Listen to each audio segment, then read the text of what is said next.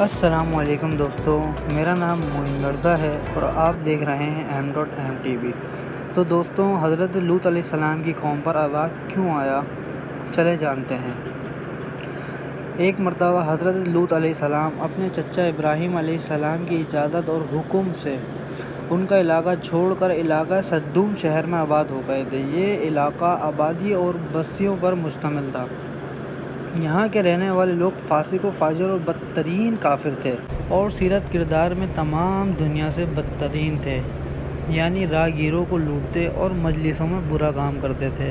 اور ایک دوسرے کو برے کام سے نہ روکتے تھے بلکہ وہ خود بھی برے کام کر گزرتے تھے۔ انہوں نے ایسی بے حیائی اپنائی ہوئی تھی جو کسی بھی نوجوان کے ذہن و گمان میں نہ تھی،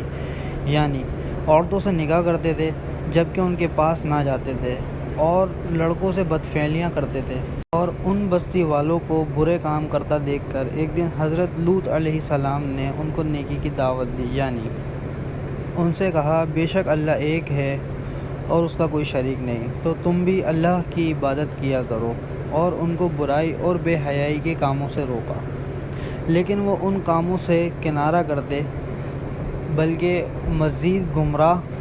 اور کفر کی راہوں میں قائم ہی رہے۔ اور پھر اس کے نتیجے میں اللہ تعالیٰ نے ان پر ایسا عذاب بھیجا جو ان کے ذہن و گمان میں نہ تھا۔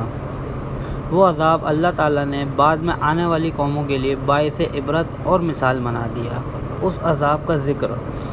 قرآن مجید میں سورہ اعراف میں موجود ہے۔ دوستوں، اس عذاب کے بارے میں سورہ اعراف میں اللہ تعالیٰ نے ارشاد فرمایا ہے،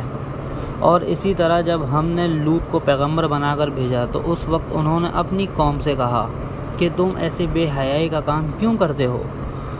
کہ تم سے پہلے جہاں والوں میں سے کسی نے اس طرح کا کام نہیں کیا، یعنی خواہش نفس پورا کرنے کے لیے عورتوں کو چھوڑ کر مردوں پر کرتے ہو، اور حقیقت یہ ہے کہ تم لوگ حد سے گزر جانے والے ہو۔ دوستوں، امید کرتا ہوں کہ آج کی ویڈیو آپ کو پسند آئی ہوگی، اور آپ لوگ اگر میرے چینل پہ نئے ہوں تو پلیز اس کو سبسکرائب کر دیں۔